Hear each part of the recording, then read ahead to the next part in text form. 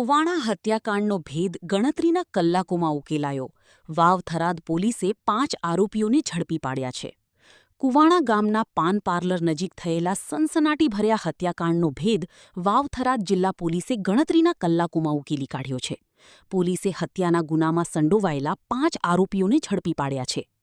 Police તપાસમાં ખુલ્યું છે કે જૂની અદાવતનો બદલો લેવા શામળાભાઈ ભીલની હત્યા કરવામાં આવી હતી.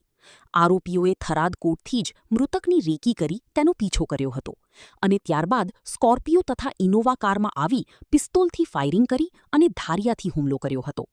પોલીસે 100થી વધુ સીસીટીવી ફૂટેજ, ટેકનિકલ સર્વેલન્સ અને હ્યુમન ઇન્ટેલિજન્સના આધારે તપાસ હાથ ધરી હતી.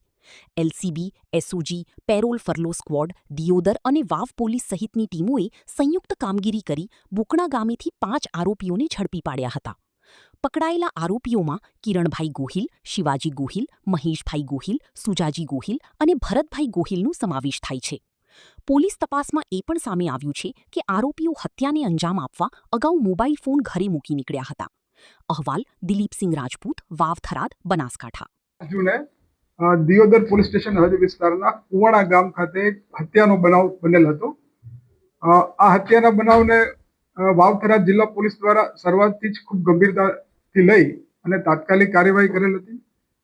તમામ ટીમો, સ્થાનિક પોલીસ અને ઉચ્ચ અધિકારીઓએ બનાવ સ્થળની વિઝિટ કરી બનાવની પ્રાથમિક વિગત અનુસંધાને તપાસ હાથ ધરી હતી.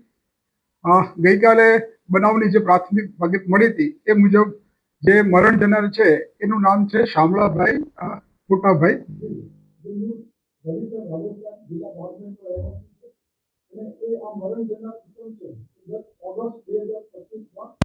તત્કાલીન બનાસકાંઠા જિલ્લાના વાવ પોલીસ સ્ટેશન ખાતેના એક હત્યાના બનાવના મુખ્ય આરોપી હતો અને એ ગુનામાં એ નામદાર કોર્ટમાંથી જામીન મુક્ત થયેલ હતો.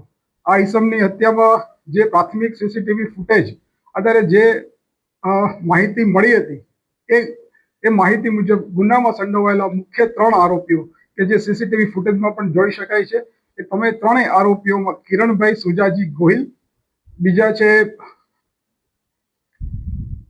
શિવાજી પબાજી ગોહિલ અને મહેશભાઈ રામસિંહભાઈ ગોહિલ. આ મુખ્ય 3 આરોપીઓ ઉપરાંત ગુનાને અંજામ આપવા માટે મદદરૂપ થનારા બીજા 2 અન્ય આરોપી મળી કુલ 5 આરોપીઓની ગુનાના કામે વપરાયેલા બંને વાહનો સાથે જિલ્લા પોલીસ દ્વારા રાઉન્ડ અપ કરવામાં આવેલા છે અને તપાસ કરનાર અધિકારી દ્વારા આ તમામ આરોપીઓની પૂછપરછ કરી અને પુરાવા આધારે અટક કરી આગળની કાયદેસર કાર્યવાહી કરવામાં આવનાર છે.